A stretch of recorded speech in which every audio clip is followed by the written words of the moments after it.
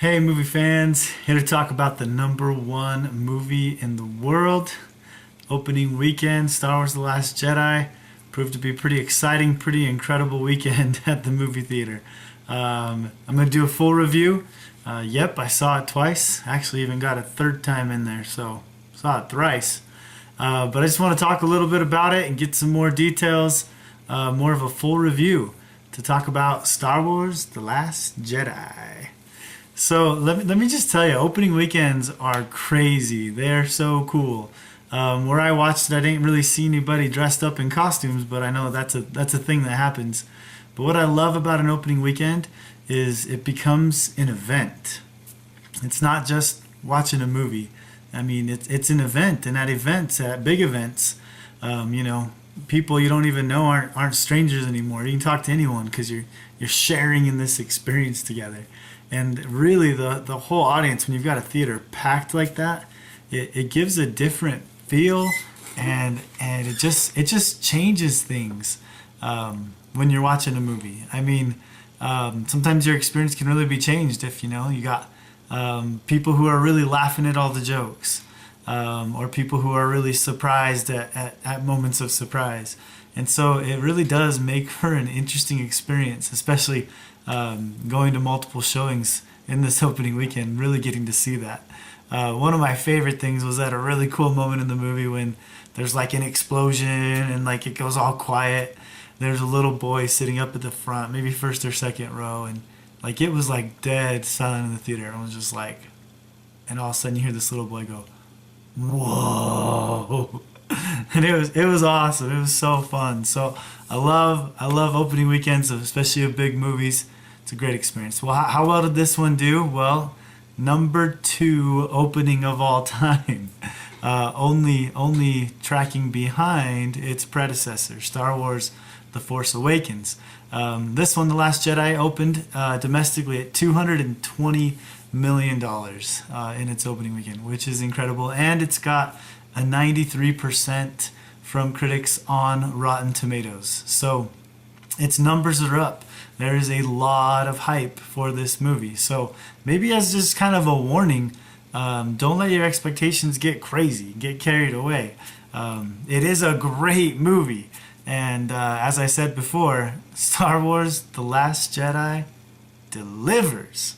And I still hold to that. I really feel like it does that. This movie delivers. But yeah, just kind of keep those expectations in check. So yeah, a lot of hype going in this movie to answer a bunch of questions, and I really feel like they delivered on those answers. They did. They brought those answers, even maybe some ones that I didn't quite expect to get answered. So I mean, like things like how is Rey just so good? I mean, in The Force Awakens, you're seeing her do stuff, you're seeing her tap into the Force, and like, how is she just able to do that? And she does more of that in this movie, in The Last Jedi, and it's just like, kind of like, how? Well, we get an answer to that. Supreme Leader talks about it, and I think it's really cool. He talks about the balance of the Force, with Kylo Ren rising on the dark side. Someone is there to rise on the light, and so Rey is just powerful and awesome because of the Force, and so I think that's really cool. I want to just talk about this director, Rian Johnson. I remember when the news broke out that he was going to be the director of Episode 8. Honestly, I was a little worried. I was skeptical. I liked what J.J. Abrams did with Episode 7, but this guy, I mean, he only really had 2 directing credits to his name.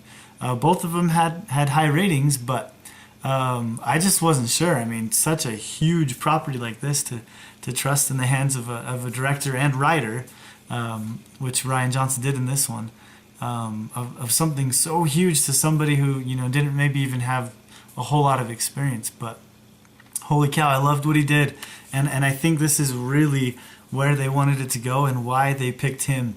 Rotten Tomatoes has this to say about Rian Johnson on their website. It says Rian Johnson specialized in crafting inventive, tightly wound crime thrillers with many a hairpin turn to keep viewers not only riveted, but trapped in a state of suspended uncertainty. And you know, when you think about all those questions that we had going into The Last Jedi, I feel like this is exactly what happened with it. We were kept in that suspense, and just when I saw, like, okay, this is the answer, this is what's happening, whew, there was a hairpin turn and something different. And so, to me, that was just so fun, and it made for an incredible watching experience for me personally. So, I do want to go a little bit more into some spoilers. So, I'm gonna throw a little spoiler warning up for you.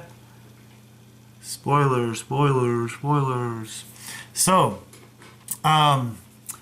with this movie delivering as a second movie, I mean, you've got to see that at the end of the first one, at the end of The Force Awakens, it was a huge victory for the rebels. They're taking out the New Order, the First Order, taking out their huge weapon, and just, I mean, it's looking like things are good. But in this movie, you get reminded that, you know what, the First Order took out the Republic. So they don't have that support anymore. Also, there's no Jedi council. There's no real Jedis there to help and support the cause of the rebels and to try to support the people and freedom and those kinds of things. We don't have that. There is Luke Skywalker, but as we saw in The Force Awakens, he was missing, and you see in this one, he's not really involved, especially at the beginning of the movie. So you get to see the bad guys, who are much bigger, much more of them. They have much better technology and weapons, and they are just pushing the upper hand and just squashing the little guys throughout this whole movie. And so, I mean, that alone there causes for this movie to be in suspense, because they're just getting their tails whipped. And then, you know, there are little, you know, moments here and there, and then it ends with enough hope to set up the trilogy's finale, to where we know, like, okay, there's going to be a lot that needs to happen, and then there's going to be this great showdown. So, I mean, that's kind of the storyline of what's going on, with a lot of little twists and turns throughout it, and people going off doing side missions and whatever. But I think that's exactly what a second movie needed to do, and just perfectly sets it up for the third movie, while still being a meaningful and necessary part to the trilogy. What I really love about this movie is the ongoing theme throughout it. There is that message of hope throughout it. They brought this out in Rogue One quite a bit, where they told us, you know, rebellions are built on hope. And so that has to be there, and that's what the bad guys are trying to squash. Snoke specifically mentions, we've got to get rid of all the Jedi. If there's a Jedi, then there's going to be hope. If there's still Luke Skywalker, they're still going to have hope. So we've got to get rid of that. So that's what they're aiming for. But the thing that is in contrast to the hope, not just the dark side, but it's failure. And I love this as the message, because all of us experience failure in our lives. We all mess up. We all make mistakes. And so we need to learn from this message, and we need to gain from it, because failure can really drive us the wrong direction, or it can help us to grow. And if we use failure the right way, it doesn't eliminate our hope. Whereas if we see it in the wrong way, failure takes away that hope. So let me tell you where I'm seeing this theme in this movie. The awesome pilot Poe, who we met in The Force Awakens. Poe, I mean, he's trying to be the hero, and for doing that, he ends up getting demoted. Not following orders, he gets demoted. And so, you know, in a sense, there he's being a failure, and they lost a lot of people, and they lost a lot of weapons. They lost their bombers. Like, that was a rough situation for Poe, and it was a pretty big failure. Kylo Ren, he's a failure for not being the next Vader that Snoke was leading him to be, and was trying to get him to be. And Snoke just pounds that into him, rubs that into him in his powerful, demeaning, controlling, and holy cow, can I just say, Andy Serkis did an amazing job with the Supreme Leader Snoke in this movie. Just so impressed with how he did that character. And Luke feels like a failure, because he failed at being the legend that everybody made him out to be, the great Luke Skywalker. And he failed because not only did Kylo Ren go to the dark side, which, was his nephew, Ben Solo, but also destroyed his temple and took any of the followers and killed the rest. I mean, Luke, the legend Jedi, was a failure at carrying on a new generation of Jedi. And so he's got that failure that he's dealing with. And he's not dealing with it very well. He runs away. He goes and he hides. And as he tells Rey, he is gone to the farthest, most remote island where no one would find him, so he could just die. And that's how he feels about the Jedi, that they need to just be done. So, what's the change? What's the difference? How do we get hope through our failures? Well, I think the answer really is in perspective. That's right, perspective. For Poe, that perspective comes from Leia. She's the one who tells him, when he says, there were heroes on that mission, well, she says, yeah, dead heroes and no leaders. And then later another character quotes Leia in saying that if you only have hope when you can see the sun, you'll never make it through the dark. Never make it through the night, sorry. You'll never make it through the night. And so, the hope, you've got to have that perspective on your failures. And for Poe, it comes through those other people. Through Kylo Ren, he never really gets that perspective. He just keeps going down the same path of acting upon his anger and taking his failure and just being more angry because of it and not really learning or changing or growing at all.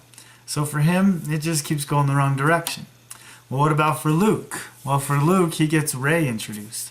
And Rey is this unfailing beacon of hope.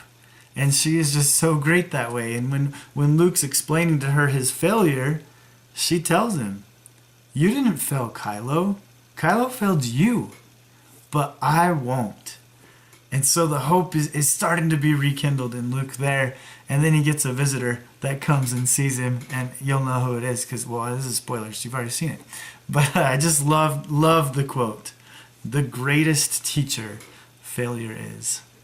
And so that gives Luke the inspiration that he needs to go and face the army by himself and really just become the representation of everybody's hope. And it just keeps everybody's hopes alive and it keeps them going. And so it is an epic moment.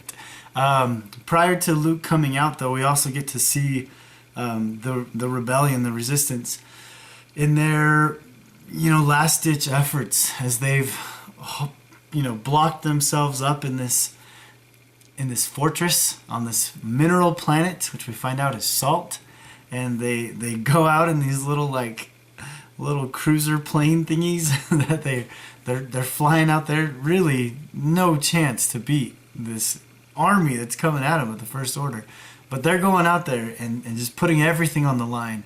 And so I love the beautiful symbolism that I took away from this.